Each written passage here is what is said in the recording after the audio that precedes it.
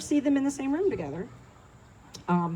He's a 25-year police veteran with the Newtown Police Department, the last 10 of those as police chief, which gives him a unique look into addiction. In 2014, after watching the last of an entire family die from drugs, along with other members in Hamilton County, helped form the Hamilton County Heroin Coalition. His work with the coalition has been used in national and international publications and media outlets. He has seen up close the ways addiction touches lives and the efforts it takes to help individuals and families struggling with addiction and the impact it has on our communities. Please help me welcome Chief Tom Synan, AKA Batman. Thank you.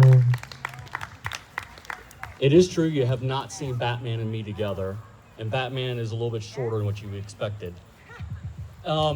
First of all, think about what's going on today and what happened a couple weeks ago, about a month ago in Washington Park. Think about 5, 10, 15, 20 years ago.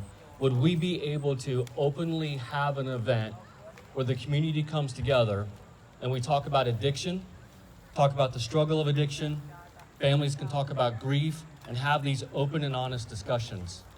That was the premise behind the coalition, was could we bring a community together, harm reduction, treatment, prevention, law enforcement, firefighters, and we knew that it wasn't just going to be about heroin, that if we could bring a community together, we could tackle any issue, any social issue, whether it's homelessness, addiction, mental health. And that's what today's about, bringing people together and being part of that community. Well, I wanted to tell you a little story of something that happened to me a couple weeks ago, talking about recovery. I get invited to Juliet's Hope, which is a recovery house for women. And there was probably about 5, 6, maybe 8 women in this home, and they're giving me this tour. And we eventually ended up in the living room. And I'm sitting there with these women. You got to think about this. This is women in recovery who've had often traumatic things happen in their life.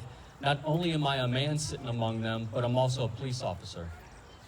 And we had some of the most open and honest conversations.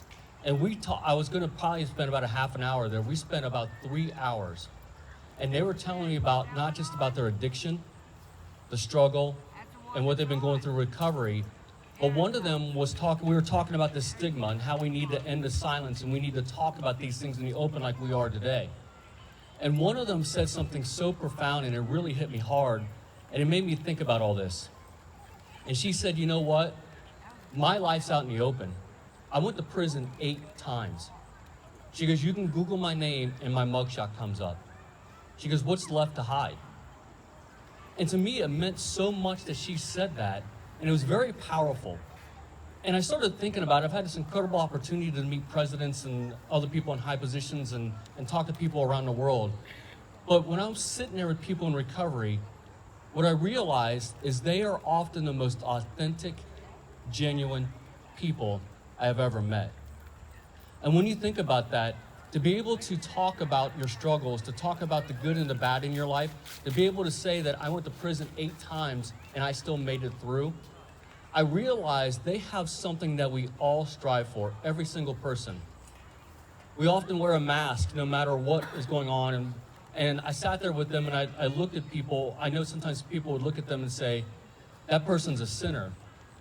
And I sat there with them and I thought, I've sinned too. And people would look at them and say, they're a liar. And I sat there and had to tell myself honestly, because they were being so honest, I've lied too. And then I'd sit there and think that people would go, wait a minute, they've taken away from other people. And to be honest, so have I.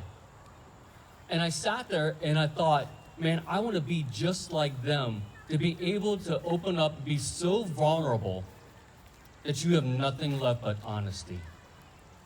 Could you imagine living your life with nothing but honesty? And that's what the people going through that recovery, going through Juliet's Hope, and all the people that are going through recovery now, that's what they have to do in order to get through it, is to be honest. But here's the thing, that their honesty is different than our honesty. Who do we usually tell our honesty to? Sometimes a family member, sometimes a friend, sometimes just ourselves. Here they were telling the entire world their honesty, their truth. And the message I walked away from that day